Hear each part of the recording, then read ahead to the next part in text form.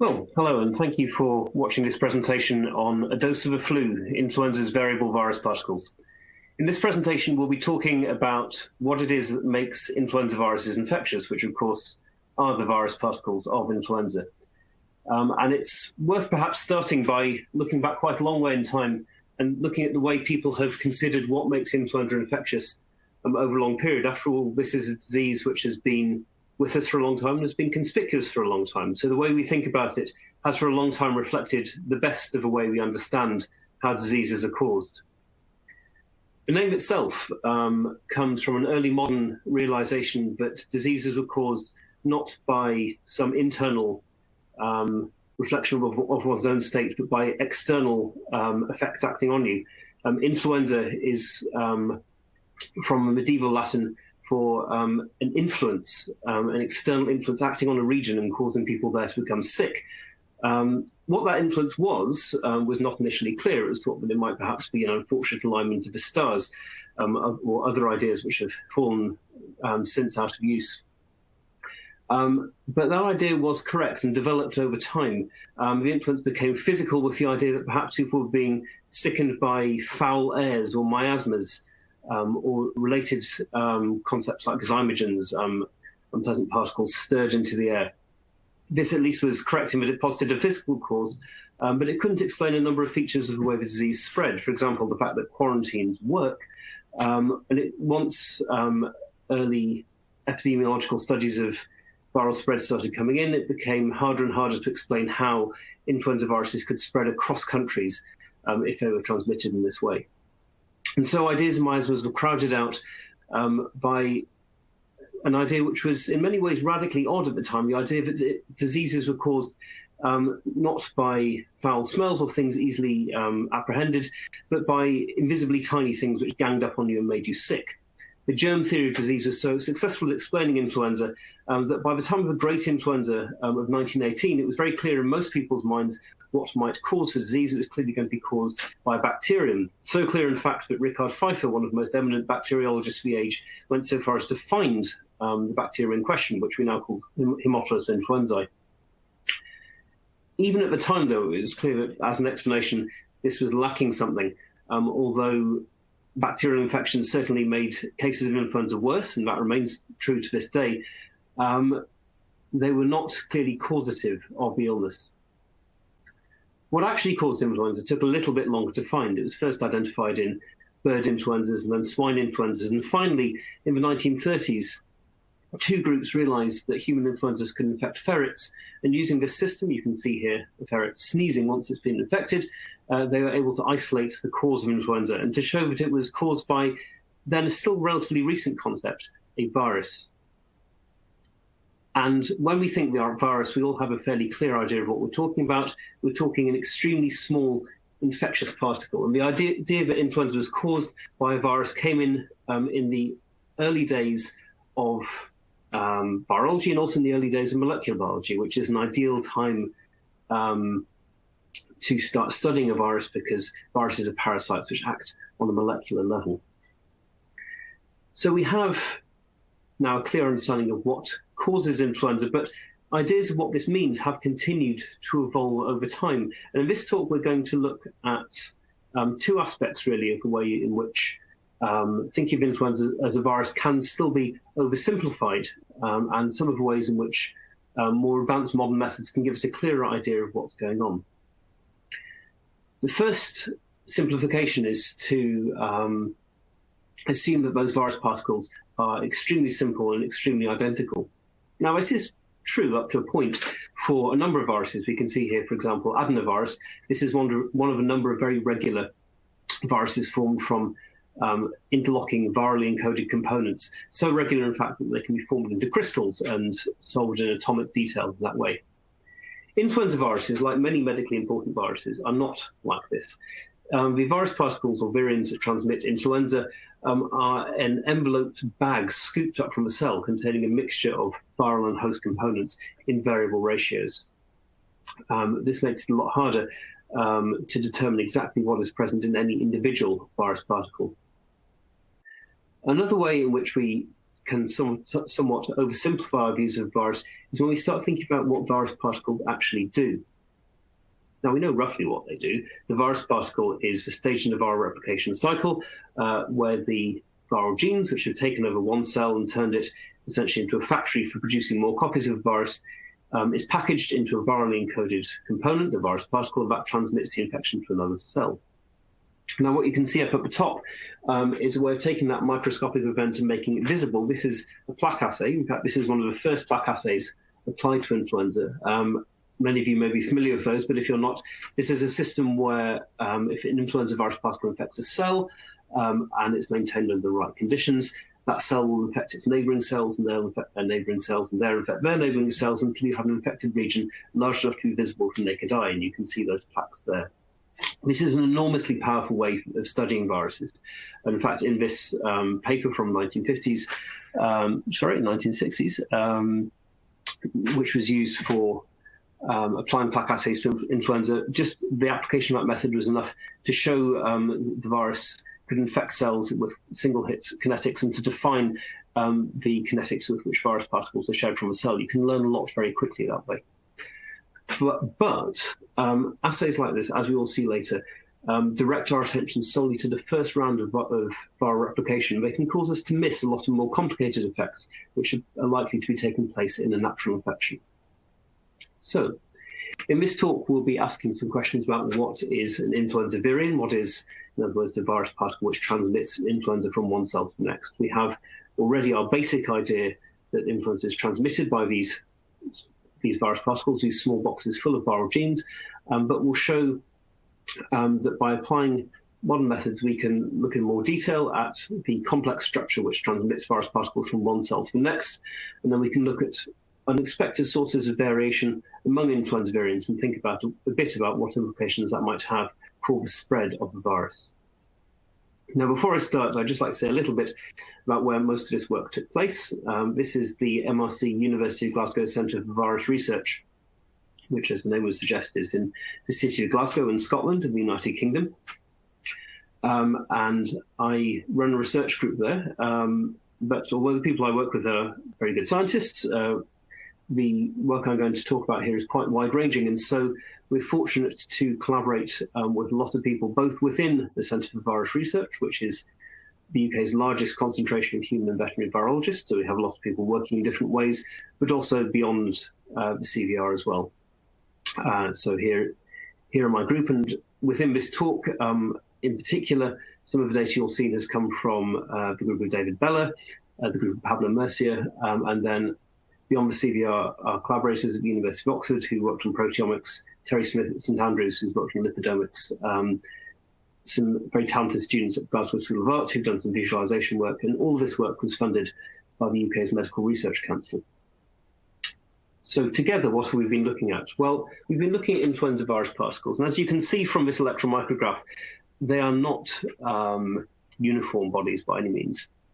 They vary continuously in their size and their shape. So we need to find a way which will allow us to examine in detail what they're actually made of. And one approach to this is to purify very large numbers of them, analyze their composition, and to take that composition as a measure of the average properties of an individual virion. So to do this, you first need a large amount of purified virus, and there are some fairly standard methods for doing this. You can grow up a large amount of virus by infecting cell cultures, and we did this here in a roller bottle, which is illustrated there to get as large amount of virus-containing cell growth medium as possible. But it also contains a lot of dead cells. So first we clarify it by low-speed centrifugation to bring out the debris. Then we concentrate the virus by ultracentrifugation, take that through a sucrose gradient, which gives us a nice clear band of virus particles. You can see a picture of that on the right, and that can be drawn off and concentrated again. And as you can see by the silver stained block, that produces lots and lots of viral material. In this case, this gel is showing protein. And using this concentrated virus material, we can start to examine what those virus particles are made of. Firstly, we can look at their dimensions. Here by cryo-electron microscopy, you can see their volume, and you can see that occupies a a fairly narrow range for this virus, this type of virus. They're not identical in size, but they do have a consistent mean volume.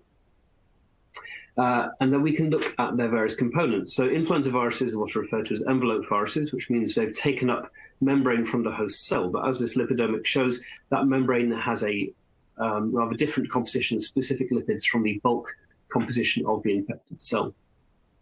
We can also look at the proteins by mass spectrometry, and we can quantify those proteins as well. And all these proteins have had their structures solved in individual studies, and where gaps exist in those structures, we've been able to model them in, so you can see those illustrated there.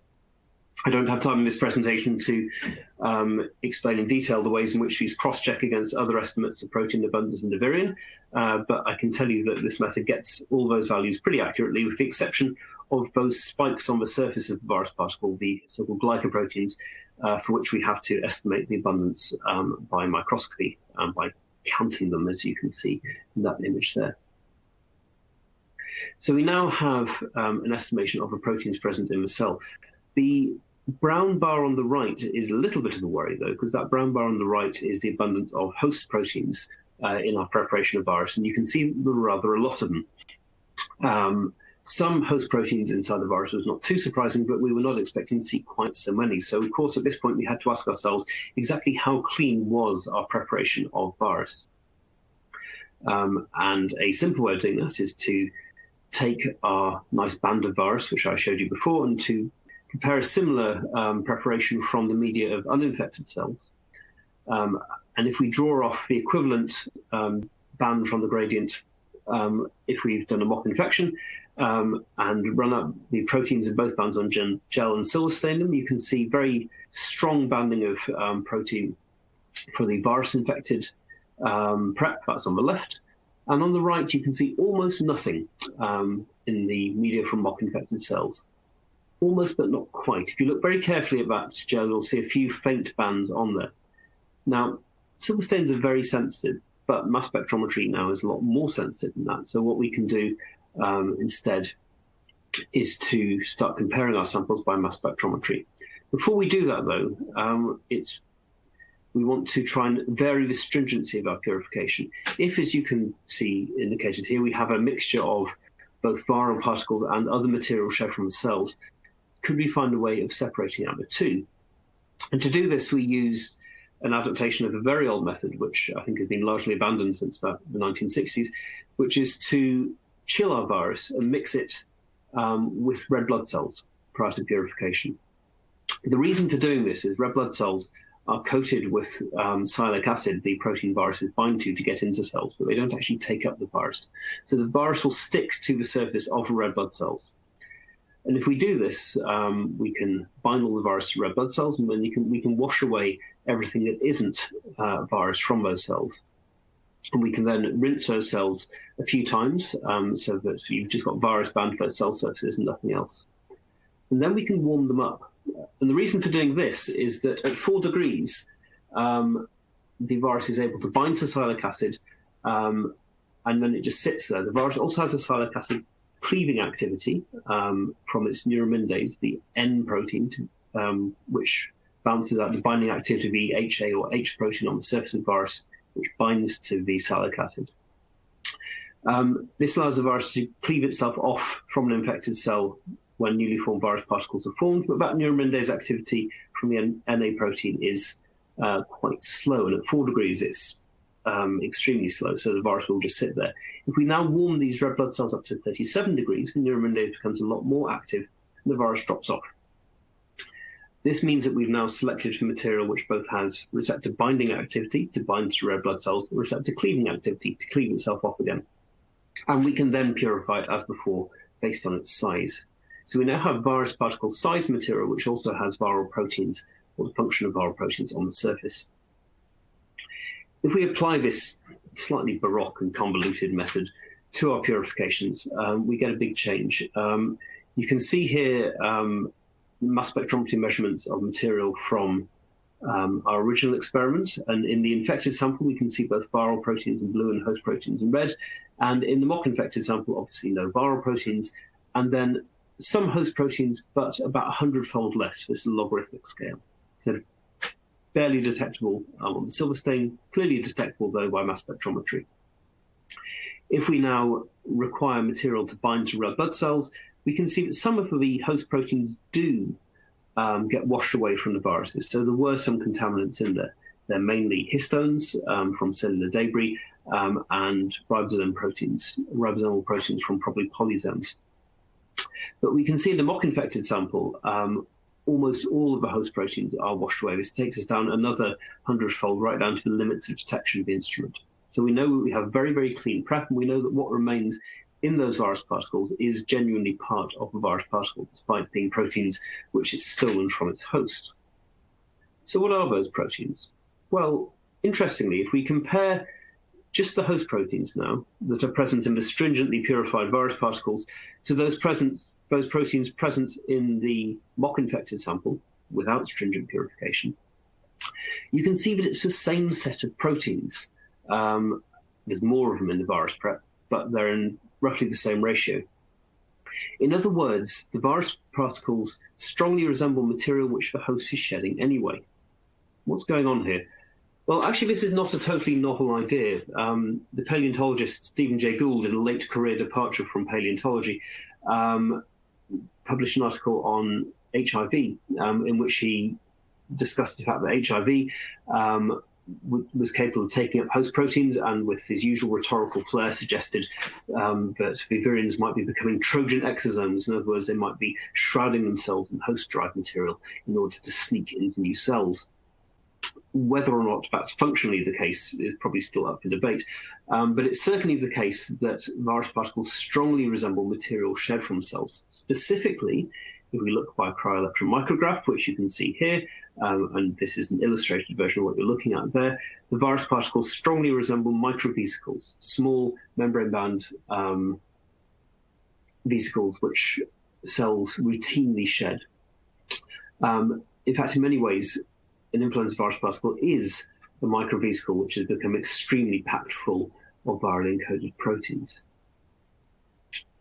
So once we've separated microvesicles away, we can be confident we have an accurate measurement of those proteins present within the virus particles. So we now have measurements of the size of virus particles, and we know what's in there. So we can now start to assemble a model of what an average virion might look like. So we can take unfixed virions in vitreous ice and image them by cryo-electron microscopy. You can see those here, nice spike proteins on the surface and layers of membrane, and underneath that a layer of viral matrix in the genome inside. We can take all those layers and look at the different densities of them and at what positions those occur, and we can then start docking viral proteins into that, producing a 3D model of what an average virus might look like. There's glycoproteins there underneath the membrane, underneath that the viral matrix, and inside that the viral genome.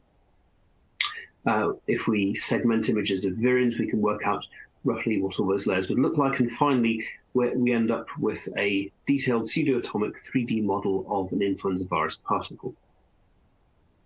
Why do this? Well, on the one hand, it's quite aesthetically pleasing, and indeed, because this project had various arty people involved with it, we've been able to produce various resources for science communication on there, from colouring books through to schools materials, even through to a virtual viruses app, and you can find all of those if you're interested on the CVR website. But there are science reasons for doing this as well. So we have, as I said, a model now of what an influenza virion is. It resembles materials shed from cells, but it's enriched with viral components as well. But through the process of studying that, we also started finding points in which variation could be found in that structure. And I'd like to talk about three fairly briefly now. One is the viral NS1 protein, another is the presence of host proteins, and finally the viral genome. So we'll start with NS1. This is the virus's main immunosuppressive protein. It fulfills a large number of roles, but it really helps to tamp down the immune response in infected cells. And NS1 stands for non-structural protein 1. In other words, a non-structural protein is one which should not be found inside virus particles. So we were a bit surprised to find it there. So we wondered if we just made a mistake, but the detection is unambiguous. Those black lines indicate peptides of a protein identified by mass spectrometry. We can also detect it by Western blotting of various different antibodies. Okay, so it's there in the prep, but is it there with the virus particles? Well, if we look at where it comes on those density gradients, it comes down at the same point as other proteins which we know must be inside the virus particle, like the polymerase, and also host proteins inside the virion, like actin. So it is there as part of the virus particles. Okay, well, it's there with the virus particles, but could it be in something else instead? Could it be in the debris? Well, some of it was, in fact, but even once you purified the microvesicles away, it's still there. Could it be stuck to the outside of virus particles? Well, once again, no. If we digest our proteases, NS1 is degraded no more quickly than viral proteins which we know to be inside. So we know that NS1 is present inside virus particles. Now, although this was a bit of a surprise, it should be said that influenza virologists have form in this regard. There used to be an NS2, which is now referred to as NEP, because we realized that was present inside. The fact that NS1 is there has led to a number of interesting questions, which we're now actively exploring. One is what it does, and it does seem to have some effect. But the other is, to what extent is its incorporation into virus particles fixed? And the answer is that it seems to vary quite a bit. We have a paper coming out hopefully just next week, which will show that it varies between different strains of the virus. Another source of variation is the incorporation of host proteins. Influenza is well known for its ability to infect different hosts. Notoriously, it can jump from species to species and cause pandemics, which means it has the option to take up different host proteins. And so we compared influenza virions grown in cells from a variety of different hosts and also from chicken eggs. And we found when we did that, there are some host proteins which are incorporated at the same levels, regardless of the systems you grow them in. We call these the core proteome of the virus. But there are other proteins which are quite distinctive. So some proteins you can see here in green, which you only get if you grow the virus in chicken eggs, others which you only get if you grow them in cells. Well, we initially looked at cells from cows and dogs. We've since extended that work quite a bit in work which is unpublished, but we're still working on it within the lab. And so we found that influenza has a clearly described core proteome of host-derived proteins, which can be reliably found there all the time, but that there are also variable components which do vary quite a bit from host to host. Perhaps the most striking of these are the membrane proteins of the tetraspanin family, which are abundant in virions. They're present at levels similar to that neuraminidase or N protein I mentioned before. And exactly which members of this protein family you get depends very much on whether you grow them in cell lines from different species or in embryonated chicken eggs. You may, if you're watching this because you're new to influenza, wonder why I keep mentioning embryonated chicken eggs, which are not a natural host for the virus. And there are two reasons for this. One is that these are the main system we have for growing influenza vaccines. In fact, a paper which should be coming out next week in the journal Vaccine, we have applies this method to the purification process of vaccines, which is quite similar to the purification process which I've just shown you for our lab work there. Our reason for doing that was to assess the purification process, which works very well as a way of cleaning up the virus particle, which is what you'd expect. There's a lot of safety data showing that these vaccines don't contain enough chicken proteins to be much of a threat even to people with egg allergies. However, there is nonetheless host proteins within the virus particle, which means that egg-grown vaccine strains are distinctively, if you like, eggy in their fundamental properties. Whether that actually matters is probably not the case. They're still known to be immunogenic. It does also affect their fundamental biology, though. For many years, eggs were not just used to grow vaccines, they were also the primary route we had to isolate influenza virus particles. And that means that most of the laboratory strains of influenza we have adapted to growing in eggs, where they'll pick up a very different set of proteins and will have had the opportunity to change away from the properties they'd have whilst growing themselves in our throats.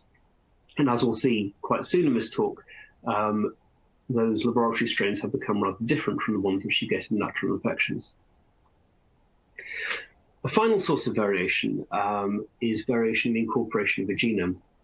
So influenza has an RNA genome. It has 8 segments of RNA, which are a little like viral chromosomes. And those are wrapped in double helical spirals around a rod-like protein assembly. Together, these are called ribonucleoprotein complexes, or RNPs. And those 8 segments, each of them packaged into its own RNP, are packaged together to form a bundle of RNPs, which together comprises the entire influenza virus genome. And this was something I got hooked on fairly early on when working on influenza viruses. When I was a graduate student, I was interested in how this complete bundle of 8 proteins got into new cells. And something which I noticed along the way and never really did much with was noticing that if you infected cells with perfectly normal influenza viruses, you quite often got cells which expressed some but not all of the viral genes. In other words, it seemed that they'd been infected by viruses where some of those genes had been missing. And as I say, I didn't do a great deal with this at the time. It's something my laboratory is now returning to. But in the meantime, there have been some very elegant studies looking at what's going on here, and I'd like to highlight 2 here. The first is from Chris Brook, who worked on this as a postdoc and is now working extensively on it now. He set up his own group. And Chris infected cells with a range of different influenza viruses and measured their ability to express different viral proteins. He's looking here at 4 of the 8 genes, and you can see here a considerable proportion do not express all 4 when those viruses are infected with cells are infected with just 1 virus particle. Taking another approach, Sumiho Nakatsu and colleagues carried out electron microscopy studies of virus particles and showed that physically you could see certain genome segments missing in a large proportion of those virus particles. So influenza virus particles frequently lack a complete genome. Why does this matter to our understanding of a virus? Well, let's go back now to plaque assays, that very traditional, extremely powerful virology technique, which has been applied to influenza from the very early days of its study as a virus. The logic of a plaque assay is that an infection spreads to the point that you can see it with the naked eye. But as a result, plaque assays can only see infections where a single virus particle is capable of initiating an infection all by itself. In other words, plaque assays can only see fully infectious virus particles. And Chris Brook demonstrated this very elegantly in his paper, where he compared, and this is a fairly early stage of the spread of plaques, fully infectious virus particles. You can see here at the top, an initial cell has infected its neighbors and they started to infect their neighbors. That will go on to form a plaque. He compared those to semi-infectious particles, ones which can initiate infections, you can see there, but those infections will only infect a single cell and will never spread. The reason they will not spread is because they're missing 1 or more of the genes needed to produce new virus particles. Now, if you just have a single virus particle entering a cell, then it's game over as far as the virus is concerned when this happens. And indeed, this is likely what happens quite often. At the point when you get infected by the virus, you're unlikely to receive a large dose of virus that's getting diluted out of your throat. The proportion of virus particles which make it to any individual cell in your throat is going to be really diluted down. So those first infections you get may well require fully infectious virus particles. But what happens next? Well, that cell in your throat is going to start producing lots more virus particles, and those will enter the cells around them, potentially more or less simultaneously. So once an infection is underway within you, there's scope for interactions between multiple virus particles entering cells at the same time. And then it turns out that the properties of viruses become rather different. And as I say, various people have worked on this, but Chris explored it rather nicely by taking those semi-infectious virus particles, and later I'm going to show you here, look at the expression of just 2 viral gene proteins within cells, the H and the N proteins I mentioned before. And he's going to increase what's called the multiplicity of infection, in other words, the number of virus particles per cell in the system. And you can see here, when you have a low MOI, you have cells which fail to express both viral proteins. But as you increase the multiplicity of infection, you get more and more cells which are able to express both viral proteins at high levels. Why is that? Well, it's because virus particles which couldn't initiate infections by themselves, when they get into a cell, that cell has suddenly received all of the genes it needs to make a new virus. In other words, those virus particles can interact. So we need to stop thinking of influenza virus particles as being things which can necessarily have to carry a complete viral genome from one cell to the next. They can carry parts of it, and they can then interact to carry out infections. So the composition and infectivity of influenza virions is actually quite a variable thing, and that leads us to think differently about how those influenza virus particles might behave. So this model is only a guide. But also, is it accurate at all? After all, I said we were going to look at the average properties of a virus particle, but we started off with a very, very laboratory-adapted strain of the virus. In fact, one of the oldest strains of viruses, isolated in 1933, back when those first ferret studies I showed you earlier were carried out. And consistent with what I showed you before in terms of their size, if we take those viruses and we run them out on a density gradient, we can see they have a very consistent range of densities. But if we take a slightly different strain of influenza virus and run that out on density gradient, we have a rather different distribution of densities of virus particles. We have a peak here of less dense virions. What's going on here? Well, what's going on here is something which has been known for a long time in influenza virology, but often overlooked. This is an extremely old electron micrograph of laboratory-adapted influenza viruses, and as should now be familiar to you, they're roughly spherical in size and just over 100 nanometers across. And this is a set of influenza virus particles which have been recently isolated from a patient. And you'll immediately see that they are strikingly different. You do still have some of those small spherical virus particles in there, but you also have extremely long filaments. These small spherical particles are around 100 nanometers or 0.1 of a micron across. These filamentous influenza virus particles can be tens of microns in length.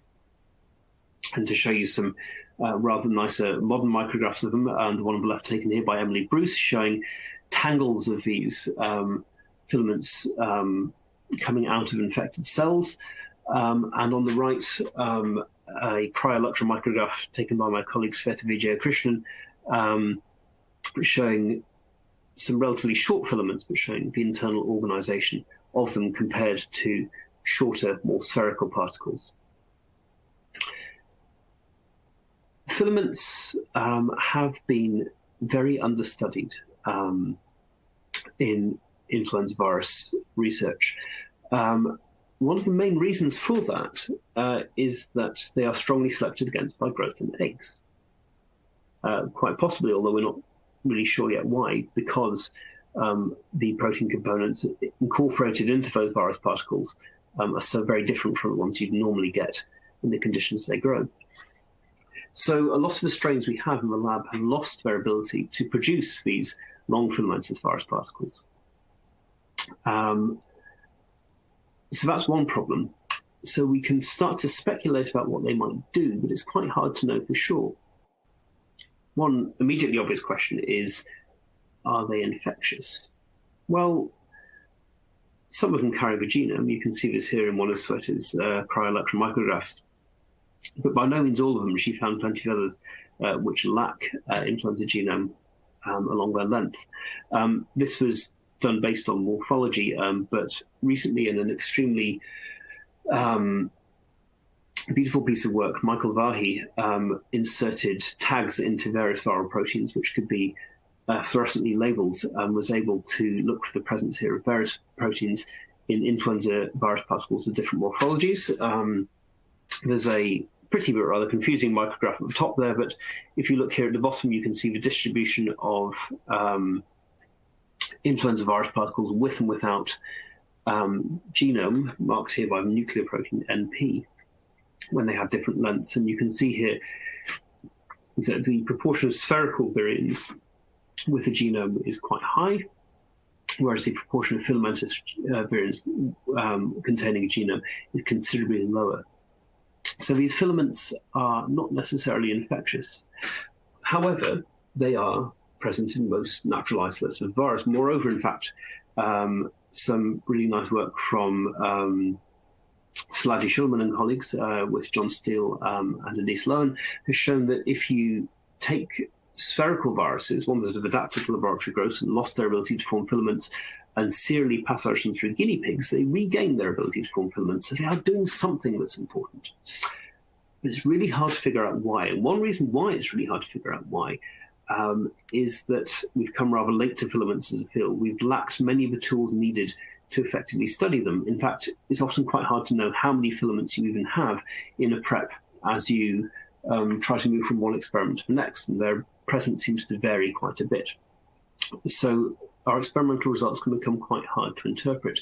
We need another way, in other words, a way of measuring these filamentous particles before we can even start working on them. This is what Jack Hurst, a very talented graduate student who's come to work with me, has been doing. He's taken a self-consciously old-fashioned approach, which is to say that these filaments are so long that you don't really need to use electron microscopes. You can start using light microscopes to look at them, and that's been known for a long time. These are some extremely old light micrographs of influenza filaments. Jack has access to rather more advanced technology, so he's able to take confocal micrographs of influenza filaments. And you can see these here. This is a pretty, for us, but extremely over-concentrated image of them. But when they're diluted, he can perform image analysis on them, and define the length of filaments within a population. This allows him to start working out exactly what filaments are present, and then to start laying out some of the basic tools we can use in studying these previously largely ignored virus particles. And so one of the first things Jack did was to test whether most of our standard laboratory handling procedures were okay for working with filaments. And the good news was that most of them were. The bad news is if you froze them, which is something we do pretty routinely when working with influenza viruses, the filaments fall to pieces. The length of filaments drops, the concentration of filaments drops, and the filaments which remain go, Jack's phrase was kinky, but they get distortions along their length, which suggests there's been damage to their nucleocapsid. This is pretty dismal news if you want to either carry out work on filaments yourself or go back and interpret other studies in the literature. And so, of course, the next thing Jack needed to do was to find ways to prevent them being damaged. And he found that you can either snap freeze them or add cryoprotectants. That works up to a point. Or you can just not freeze them at all. Filaments are quite physically stable, even at room temperature, although the infectivity of the virus does degrade rather quickly under those conditions.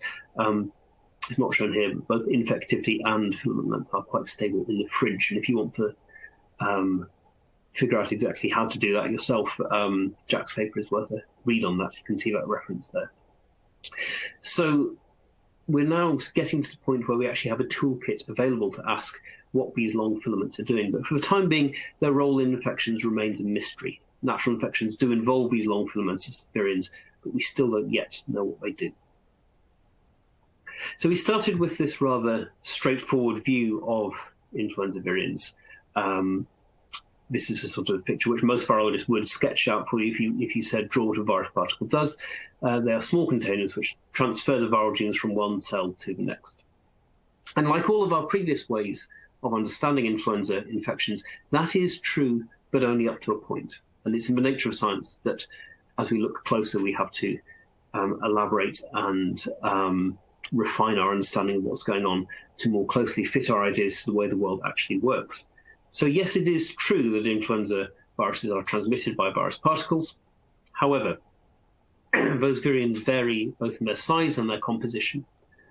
They closely resemble material shed from the host cell, and that means that if a virus grows in different hosts or under different conditions, those virus particles will themselves vary.